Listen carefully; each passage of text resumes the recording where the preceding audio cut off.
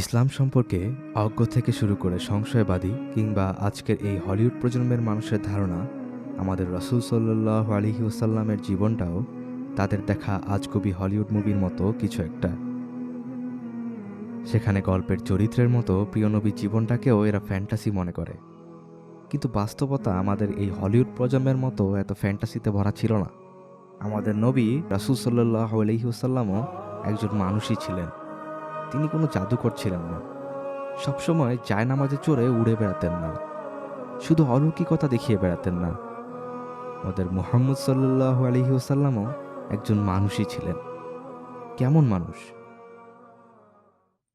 তিনিই আমাদের রাসূল সাল্লাল্লাহু আলাইহি ওয়াসাল্লাম, যিনি আগে পরে সমস্ত গুনাহ মাফ করে দেওয়ার পরও আল্লাহর কাছে দিনে শতবার তওবা করতেন, যিনি মাঝরাতে তাহাজ্জুদের সালাতে দাঁড়াতেন।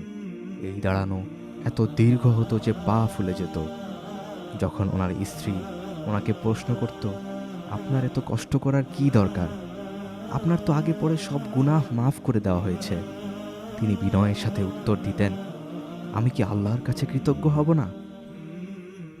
তিনিই আমাদের রাসূল সাল্লাল্লাহু আলাইহি ওয়াসাল্লাম, যিনি সন্তানের মৃত্যুতে কেঁদেছেন, স্ত্রীদের সাথে অভিমান করে ঘর থেকে বের হয়ে গেছেন, যিনি নিজের ছেঁড়া জামা নিজের হাতেই সেলাই করেছেন, যিনি যুদ্ধ করেছেন, যুদ্ধের ময়দানে আল্লাহর রাস্তায় নিহত হওয়া সঙ্গীদের মাথা কোলে নিয়ে অঝরে কেঁদেছেন, যিনি নিজে কবরে নেমে তাদের কবরস্থ করেছেন, যিনি কিশোরী স্ত্রীর সাথে দৌড় প্রতিযোগিতা করেছেন, প্রিয়তম স্ত্রী খাদিজার মৃত্যুতে ব্যথিত হয়েছেন, মাঝরাতে তার কবরের পাশে গিয়ে ধুঁকড়ে কেঁদেছেন।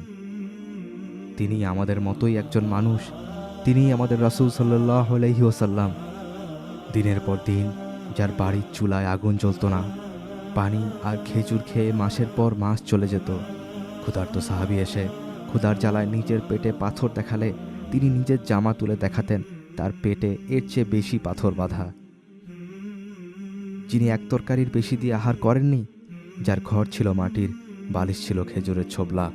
আল্লাহর কসম, তিনি আমাদের রাসূল সাল্লাল্লাহু আলাইহি ওয়াসাল্লাম, যিনি বদরের প্রান্তরে অল্প কিছু আল্লাহর বান্দা নিয়ে বিশাল শত্রু বাহিনীর মোকাবেলা করতে গিয়েছিলেন, যিনি তায়েফের প্রান্তরে প্রস্তরাঘাতে ক্ষত বিক্ষত রক্তাক্ত হয়েও আল্লাহর কাছে হাত উঠিয়ে বলেছিলেন, হে আল্লাহ, তারা অবুঝ, তুমি তাদের ক্ষমা করে দাও।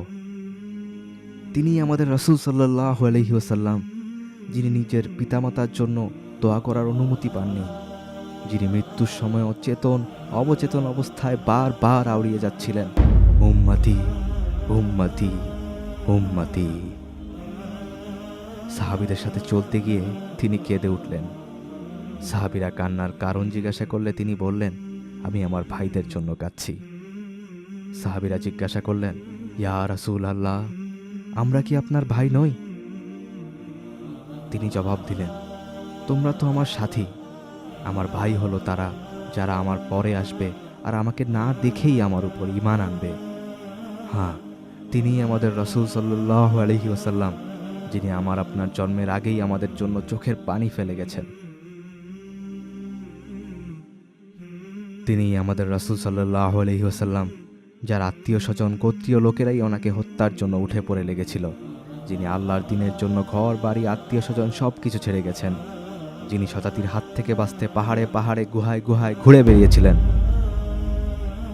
মুশরিকরা যখন একের পর এক ক্ষমতা সম্পদ নারীর লোভ দেখাচ্ছিল, তখন তিনি তাদের বলেছিলেন, আমার এক হাতে চন্দ্র আর আরেক হাতে সূর্য এনে দিলেও আমি এই সত্য প্রচার থেকে বিরত হব না। হয় এই পথেই বিজয় লাভ করব, নয়তো এই পথেই ধ্বংস হয়ে যাব। হ্যাঁ, তিনিই আমাদের রাসূল সাল্লাল্লাহু আলাইহি ওয়াসাল্লাম, যার জন্য সাহাবীরা আপন পিতা ভাইয়ের বিরুদ্ধে যুদ্ধ করেছেন। যুদ্ধলব্ধ গরিমা না পেয়ে মন খারাপ করা আনসারদের যখন তিনি বললেন, এটাই কি তোমাদের জন্য উত্তম নয় যে তারা দুনিয়া পেল আর তোমরা তোমাদের রাসূলকে পেলে? তখন চারিদিকে কান্নার রোল পড়ে গিয়েছিল। তিনিই তো আমাদের রাসূল সাল্লাল্লাহু আলাইহি ওয়াসাল্লাম, যিনি খোদ অমুসলিমদের কাছেও আস্থার প্রতীক ছিলেন। অমুসলিমরা তার কাছে বিচার ফয়সালার জন্য আসতো। তারা জানতো মুহাম্মদ আর যাই হোক অবিচার করবে না, যিনি আমাদের জন্য হাসরের মাঠে আল্লাহর কাছে শাফায়াত করবেন, আমাদেরকে হাউজে কাউসারের পানি পান করাবেন।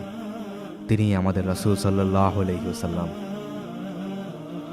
কিন্তু সেই প্রিয় নবীর সাথে কি আমরা ইনসাফ করতে পেরেছি? আমরা কি তার প্রতি আমাদের হক আদায় করতে পেরেছি? আমাদের সন্তানেরা আজ কাদের দেখে বড় হচ্ছে, কাদেরকে রোল মডেল বানাচ্ছে? কোথায় আজ প্রিয় নবীর সুন্নত আর কোথায় নবীর আদর্শ? আমাদের প্রজন্ম আজ আচার আচরণে, পোশাকে, আদর্শে কাদের অনুসরণ করছে? তারা অনুসরণ করছে খেলোয়াড়, টিভি তারকার মতো জাহিলিয়াতের পথে আহ্বানকারীদের। আমাদের সন্তানেরা আজ গ্যাংস্টার হতে চায়, একে অন্যকে কুপিয়ে মারে।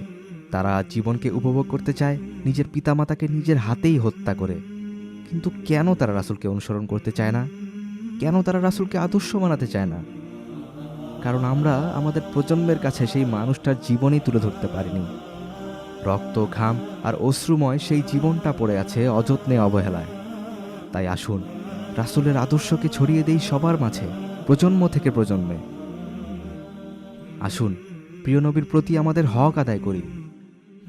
সাল্লাল্লাহু আলাইহি ওয়াসাল্লাম।